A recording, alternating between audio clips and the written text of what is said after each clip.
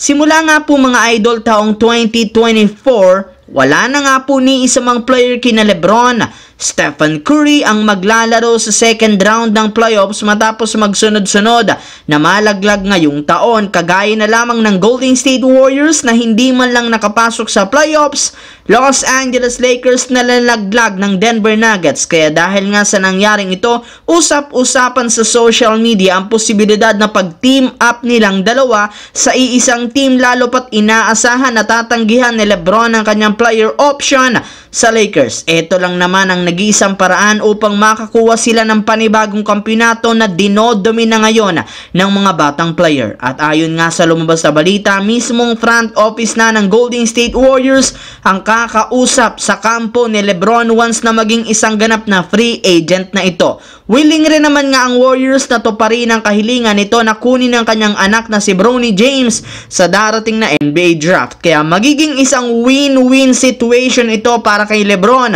at sa Warriors, since makakasama ni Lebron ang kanyang anak ng isang legit na lineup na kayang makakuha ng titulo. Sa kabilang banda, bago pa man magsimula ang second round sa pagitan ng Minnesota at Denver Nuggets, ibinulgar na nga po na heavy favorite dito na manalo ang defending champions na Denver Nuggets since tinalo pa lang ni Manila ang Wolves last season at sila nga daw ang mas malakas na lineup. Ngunit ayon nga sa ilang mga analyst, hindi rin naman dito sigurado na manalo ang Denver since malinaw sobra silang mahihirapan. Sa katunayan, ibang-iba ang Timberwolves ngayon kumpara last year since grabe nga ang inimprove ng depensa nila sa ilalim at sa perimeter, sapat na para pigilan ang mga players ng Nuggets. Hindi rin naman nga kagaya last season, mas pina-improve ang laruan ngayon ng Timberwolves, lalo na si Anthony Edwards na mas naging confidence pang lalo sa galaw ng court. Kaya expected na magiging mahigpit at mainit ang kanilang serye na maaaring umabot hanggang Game 7. Kaya isa nga ito sa mga dapat pakaabangan ng mga fans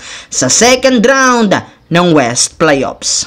Samantala, kung hindi nga po mga idol sa naging performance ni Tyrese Maxey, especially ang kanyang mga clutch sa Game 5 ng kanilang first round kontra sa Knicks, di nga sana'y tapos na ang kanilang kampanya at nagbabakasyon na. Kaya isang malaking katanungan, bakit nga ba sobrang ganado ngayon na maglaro ang isang Tyrese Maxey? Well, ayon nga po sa naging pahayag nito, sinabi nga po niya na wala nga pong ibang nasa isip niya noon kundi gumawa ng paraan upang makaligtas. Alam nga po niya nakasalalay dito ang kanilang kampanya ngayong taon. Kaya tiwala na lamang nga sa kanyang sarili na kaya niyang maipanalo ang laro gamit ang kanyang mga ginagawang tira. Bukod nga po dyan, sinabi rin naman ito na gusto rin naman nga po niyang patunayan na kaya niyang suportahan si Joel Embiid, na alam nga po niyang sobrang nahihirapan sa kalagayan nito matapos magtamo ng injury sa kanyang tuhod na sinabayan pa ng pagkakaroon ng sakit sa mukha. So yun lamang mga idol ang ating bagong video na ating pinag-usapan ngayon dito. Once again, this is your